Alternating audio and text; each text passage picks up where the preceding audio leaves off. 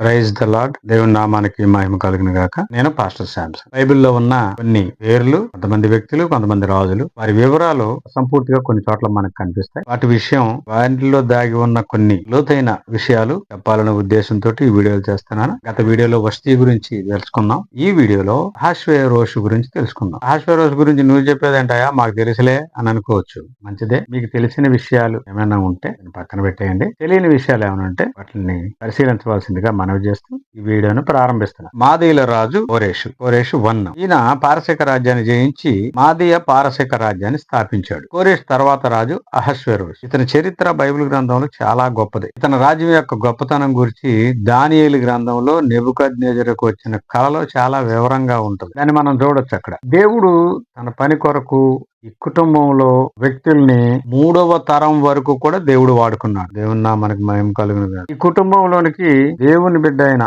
ఎస్తేరుని రాణిగా పంపించి యోధా ప్రజలకి ఎంతో మేలు చేశాడు దేవుడు. అర్థహశస్త అనే పేరు ఎహెజ్కేలు గ్రంథం 6వ అధ్యాయం 14వ వచనంలో కనిపిస్తుంది మనకు మొట్టమొదటిగా. తర్వాత నెహెమ్యా పుస్తకంలో 2వ అధ్యాయం 1వ వచనంలో కూడా మనకు కనిపిస్తుంది. అయితే ఇది ఇతని పేరు కాదు, ఇది సింహాసనం పేరు. అంటే ఫరో, అబిమెలెకు, కాందాకే, జార్, టా ఇలాగ పేర్లు, ఇవన్నీ సింహాసనం పేర్లు అన్నమాట. ఆ సింహాసనం పైన కూర్చుని ఏ రాజు అయినా అర్థహశస్త అని పిలుస్తారు. అర్థ అంటే గ్రేట్, గొప్ప. హశస్త అంటే రాజు, కింగ్ అన్నమాట. అర్థహశస్త అంటే గ్రేట్ కింగ్ అని అర్థం. ప్రొఫెసర్ కిటో అని ఆయన రాసిన బైబిల్ ఎన్సైక్లోపీడియా 1లో పేజీ నంబర్ 91లో ఈ విషయం మనకు కనిపిస్తుంది. అంటే ఈ విషయాలన్నీ కూడాను డేరియస్ హిస్టాస్పెస్ బెహుస్తీన్ రాక్ లో గ్రంథస్థం చేయించిన విషయాలు అనమాట. ఇవన్నీ అంటే చరిత్రలో ఉన్నవే. ఇది కట్టుకథలు కాదు, కాకమ్మ కథలు కాదు. అహష్వేరోషు ఇంకా పేర్లున్నాయి. అస్టియాజస్ అని, ఆర్సెమస్ అని, యాంబిసిస్ అని. అలాగే ఈయన బబులోను రాజ్యాన్ని కూడా పరిపాలించాడు.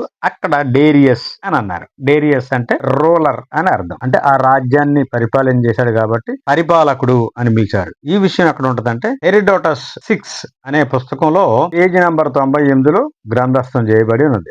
ఇతని తండ్రి క్యాక్సరెక్స్ అంటారు, అరియార్మినస్ అంటారు, లేదా సైరస్ 1 అంటారు. ఇది ఎక్కడ ఉందంటే కోరేషు సిలిండర్ అంటే కోరేషు కూనిఫామ్ అంటారు. కోరేషు కూనిఫామ్ అందులో లిఖించబడి ఉంది ఈ చరిత్ర అంతా, రాజుల చరిత్ర అంతా. ఇతను లిదియా రాజు కుమార్తె అయిన అరియనిస్ ని తన 14వ సంవత్సరంలో పెళ్లి చేసుకుని సింహాసనానికి వచ్చాడు. అప్పటికి ఆమె వయసు 30 సంవత్సరాలు. ఆమె ధిక్కర నిమిత్తం ఆమెను తిరిగి మరలా ఆ పుట్టింటికి పంపేశారు. పంపేసిన తర్వాత యూదురాలైనటువంటి ఎస్తేరుని క్రీస్తు పూర్వం 467వ సంవత్సరంలో వివాహం చేసుకున్నాడు. 466వ సంవత్సరంలో నా మందకాపరి అని దేవుని చేత పిలువబడిన కోరేషు పుట్టాడు. కోరేషు 2 అంటారు ఇతన్ని. నెబుకద్నెజరు అరణ్యవాసం నుండి తిరిగి వచ్చిన తర్వాత, అంటే క్రీస్తు పూర్వం 454 క్రీస్తు పూర్వం 454వ సంవత్సరంలో తన బావగారైనటువంటి నెబుకద్నెజరుని దర్శించి ట్యూషన్ కోటలోకి తిరిగి వచ్చిన అర్థహశస్త రాజు లేదంటే అహష్వేరోషు రాజు నెహెమ్యా నీరసంగా ఉండడం చూసి, ఇంతగా ఉండడం చూసి, ఇది నెహెమ్యా 2వ అధ్యాయంలో మనం చూస్తాం. అడుగుతాడు, రాణి పక్కన కూర్చుండగా నెహెమ్యాని అడుగుతాడు, నెహెమ్యా నువ్వు ఇంత విచారణంగా ఉండటం, నీకు ఏదన్నా డబ్బు చేసిందా ఏంటని అడిగితే అప్పుడు నెహెమ్యా అంటాడు, అయ్యా నా పితరులుండి పట్టణం, సమాధులుండి పట్టణం పాడైపోయింది, నాకు చింత ఉంది అని అంటే అప్పుడు ఏమేం కావాలి, ఎంత కావాలి, నువ్వు ఎన్ని రోజుల్లో వెళ్ళొస్తావు అని అడిగినప్పుడు ఆ నెహెమ్యా ఇంత అని చెప్పినప్పుడు వాటన్నిటిని కూడా అహష్వేరోషు ఇవ్వడానికి సిద్ధమయ్యి ఆయనకి లేఖ రాసి ఇచ్చాడు.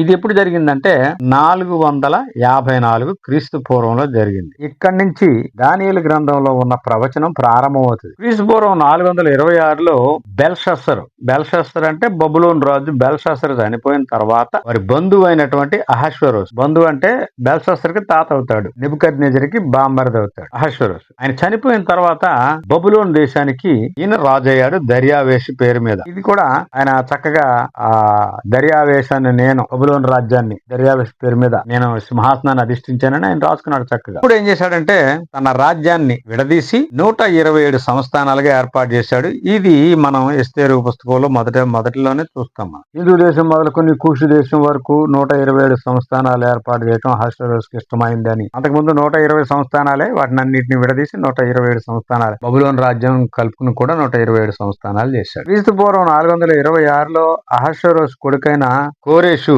మాదయ పారసీక దేశానికి రాజు అయ్యాడు. ఇది అహష్వేరోషు యొక్క చరిత్ర. అహష్వేరోషు కుటుంబం, ఎస్తేరు, కోరేషు కొడుకైనటువంటి డేరియస్ హిస్టాస్పెస్, వీళ్ళందరూ కూడా దేవుని పనికి అద్భుతంగా వాడబడ్డారు. అందుకని కోరేష్ ని దేవుడు అన్నాడు, నా మంద కాపరి, నా చిత్తమంతయు నెరవేర్చువాడా అన్నాడు. ఇదండి అహష్వేరోషు యొక్క చరిత్ర. ఇంట్లో మీకు ఏమన్నా సందేహాలు ఉంటే గనక నాకు కామెంట్ పెట్టండి. మరలా వీడియోతో ఇంకొక కొత్త విషయాన్ని మీకు తెలియజేస్తాను. దేవుడు మిమ్మల్ని దీవించును గాక. ఆమేన్.